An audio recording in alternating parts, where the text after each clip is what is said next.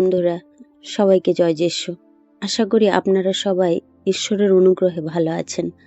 আজকের ভিডিওতে আমরা এমন একটি প্রশ্ন নিয়ে আলোচনা করব যা বিশ্বাসী জীবনে কম বেশি আমাদের সবার মনেই কখনো না কখনো এসেছে। প্রশ্নটি হলো, যারা সৎ পথে চলে, ঈশ্বরের বাধ্য হয়ে চলে, তাদের জীবনে কেন এত ঝড় তুফান আর কেন এত বিপদ আসে? যদি ঈশ্বর প্রেমময় হন, তবে কেন তার সন্তানদের এত কষ্ট পেতে হয়? আজ আমরা বাইবেলের আলোতে এই কঠিন প্রশ্নটির এক আত্মিক এবং নিগূঢ় সত্য উন্মোচন করব। আজকের আলোচনাটি আপনার বিশ্বাসের ভিতকে বদলে দিতে পারে, তাই শেষ পর্যন্ত সঙ্গে থাকুন।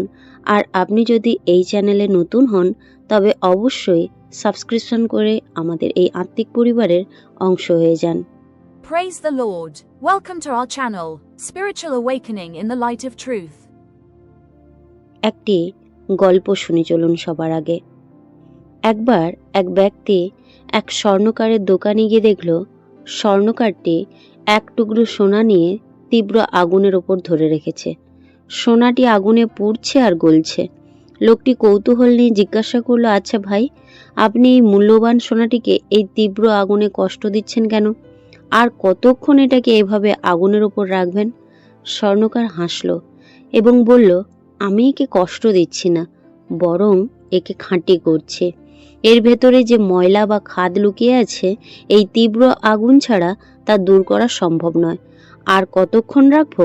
যতক্ষণ না এই গলিত সোনার ওপর আমি আমার নিজের মুখের স্পষ্ট প্রতিচ্ছবি বা প্রতিবিম্ব দেখতে পাচ্ছি। যখনই আমি সোনার বুকে আমার নিজের মুখ দেখতে পাবো, তখনই বুঝবো এটি সম্পূর্ণ খাঁটি হয়েছে, আর আমি আগুন নিভিয়ে দেব। গল্পটি থেকে কি শিখলেন বন্ধুরা? আমাদের জীবনটাও ঠিক এই সোনার মতো। ঈশ্বর যখন আমাদের জীবনের খাঁটিত্ব পরীক্ষা করেন, তখন তিনি আমাদের মাঝে মাঝে বিপদের আগুনের মধ্যে দিয়ে যেতে দেন। হ্যাঁ, অনুমতি দেন তিনি। তার উদ্দেশ্য আমাদের ধ্বংস করা নয়, বরং আমাদের ভেতরের অহংকার, পাপ এবং আত্মিক খাদ দূর করে আমাদের জীবনে তার নিজের প্রতিচ্ছবি ফুটিয়ে তোলা। আমেন। এখন আমরা দেখব বাইবেল এই বিষয়ে কি বলে। যারা সৎ পথে চলে, তাদের বিপদ আসার প্রধান তিনটি আত্মিক কারণ আমরা আলোচনা করব। প্রথমত, বিশ্বাস এবং চরিত্রের খাঁটিত্ব পরীক্ষা। বাইবেলে যাকব 1:2-4 বলা হয়েছে, হে আমার ভাইরা, তোমরা যখন নানাবিধ পরীক্ষায় পড়ো, তখন তা সম্পূর্ণ আনন্দের বিষয় জ্ঞান করিও, কেননা তোমরা জানো যে তোমাদের বিশ্বাসের পরীক্ষা ধৈর্য উৎপন্ন করে।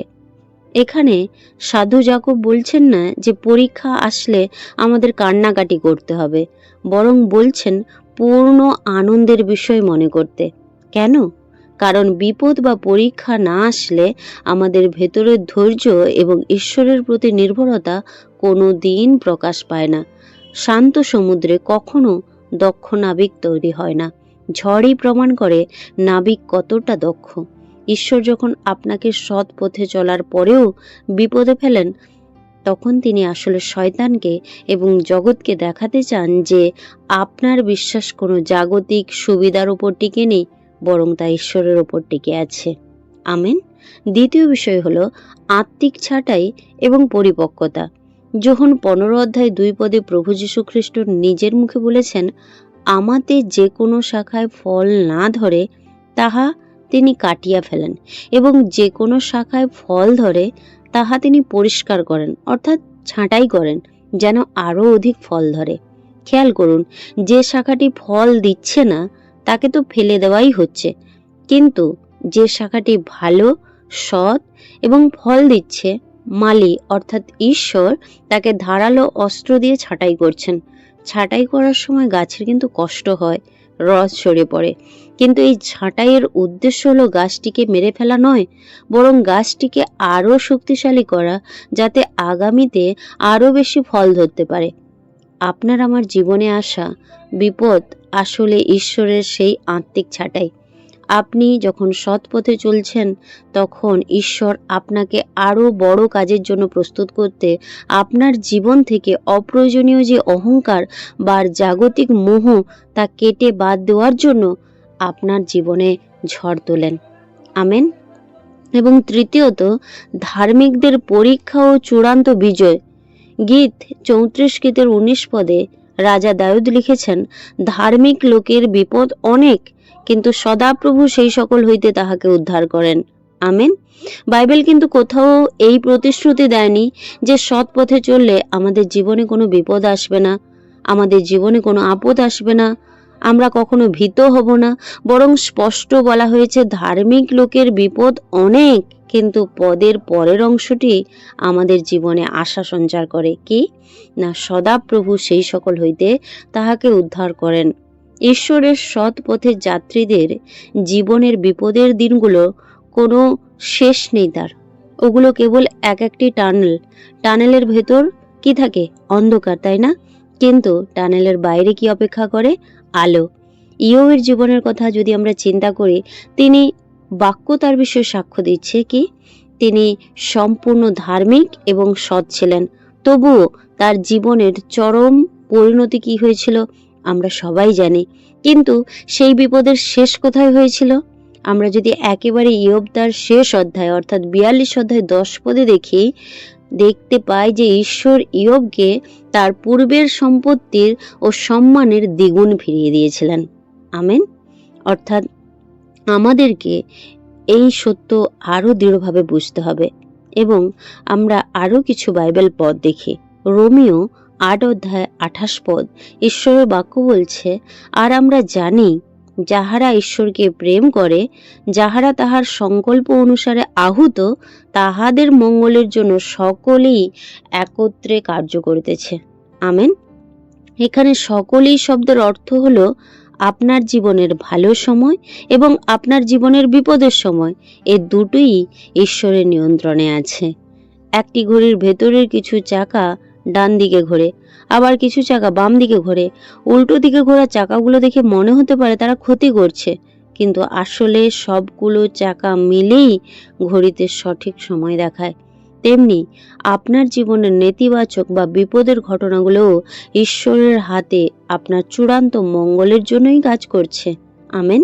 এবং প্রথম ভিতর তার 4 অধ্যায়ে 12 এবং 13 পদ বলছে, প্রিয়তমেরা, তোমাদের পরীক্ষার জন্য তোমাদের মধ্যে যে অগ্নিরূপ পরীক্ষা হইতেছে, তাহাতে কোনো এক অদ্ভুত ঘটনা ঘটিতেছে জ্ঞান করিয়া আশ্চর্য জ্ঞান করিও না, বরং খ্রিস্টের দুঃখ ভোগের সহভাগী হইতেছ বলিয়া আনন্দ করো। আমেন। অর্থাৎ পিতর আমাদের মনে করিয়ে দিচ্ছেন যে খ্রিস্ট নিজে সৎ পথে চলে ক্রুশের কষ্ট ভোগ করেছেন।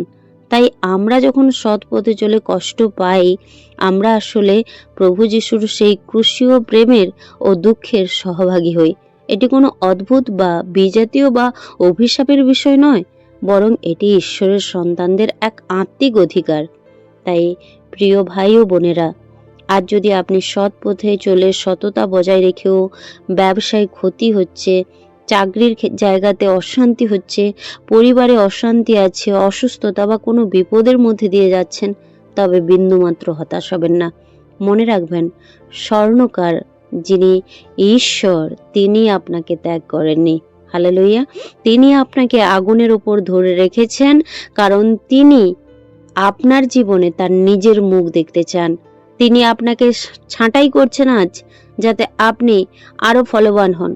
আসুন আমরা আমাদের চোখ বিপদের দিকে না রেখে বিপদ থেকে উদ্ধার করতে পারেন যিনি, সেই পিতা ঈশ্বরের দিকে রাখি এবং প্রভুকে বলি, প্রভু তুমি আজকে আমাদের প্রত্যেককে সাহায্য করো যিশু নামে, যেন আমরা যখন বাধার সম্মুখীন হই, বিপদের সম্মুখীন হই, তখন যেন বিজাতীয় ঘটনা কিংবা অভিশাপের ঘটনা না বলি, বরং সর্বদা যেন মনে রাখি গীতসংহিতা 34 অধ্যায় 19 বাক্য, যে ধার্মিক ব্যক্তির বিপদ অনেক, কিন্তু সদাপ্রভু সেই সকল হইতে আমাদিগকে উদ্ধার করেন। আমেন। ভিডিওটি যদি আপনার আত্মিক জীবনে আশীর্বাদ নিয়ে আসে, তবে লাইক করুন এবং আপনার বন্ধুদের সাথে শেয়ার করে ঈশ্বরের বাক্য ছড়িয়ে দিন। দেখা হবে আগামী ভিডিওতে। ঈশ্বর আপনাদের প্রত্যেককে আশীর্বাদ করুন যিশু নামে। হালেলুয়া। জয় যিশু। প্রভুর বাক্য আমাদেরকে শিক্ষা দেয়, যখন আমরা প্রভুর কাছে আসব তখন কেউ যেন আমরা খালি হাতে না আসি। এবং পুরাতন নিয়মে মালাখী পুস্তক বলে যে আমরা নাকি ঠক এবং জোচ্চোর কিসের বিষয়ে? দান এবং দশমাংশের বিষয়ে। কিন্তু নতুন নিয়ম 2 করন্থীয় 9:7 প্রভুর বাক্য বলে, প্রত্যেকজন হৃদয়ে যেরকম সংকল্প করে সেই রকমভাবে দান করুক, মনের দুঃখের সঙ্গে কিংবা দিতে হবে বলে এইভাবে দান না করুক, কারণ ঈশ্বর হৃষ্টচিত্ত দাতাকে ভালোবাসেন। আপনি যদি ঈশ্বরের রাজ্যের জন্য অল্প বীজ বোনেন তাহলে আপনি অল্প ফসল কাটবেন, কিন্তু আপনি যদি ঈশ্বরের রাজ্যের জন্য অধিক বীজ বোনেন আপনি ঈশ্বরের রাজ্যের বিষয়ে অধিক ফসল কাটবেন। ঈশ্বরের ধন্যবাদ হোক, কারণ লুক পুস্তক আমাদেরকে এইরূপ শিক্ষা দেয়, যদি আমরা দান করি তো আমাদেরকে দেওয়া যায়। আপনার অন্তরাত্মা চায় প্রভুর রাজ্যের বিষয়ে বীজ বোনার জন্য, তাহলে আপনি স্ক্রিনে দেওয়া যে কিউআর কোড রয়েছে সেই কিউআর কোড স্ক্যান করার মাধ্যম দিয়ে, কিংবা অ্যাকাউন্ট ডিটেলস রয়েছে সেই অ্যাকাউন্ট পের মাধ্যম দিয়ে, কিংবা ইউপিআই অ্যাড্রেস রয়েছে এবং ইউপিআই মোবাইল নম্বর রয়েছে, যে কোনো অপশনের মাধ্যম দিয়ে আপনার সুবিধা মতো আপনি ঈশ্বরের রাজ্যের বিষয়ে বীজ বুনতে পারেন। ধন্যবাদ। ঈশ্বর আপনাদের প্রত্যেককে আশীর্বাদ করুক, যীশু খ্রিস্টের নামে।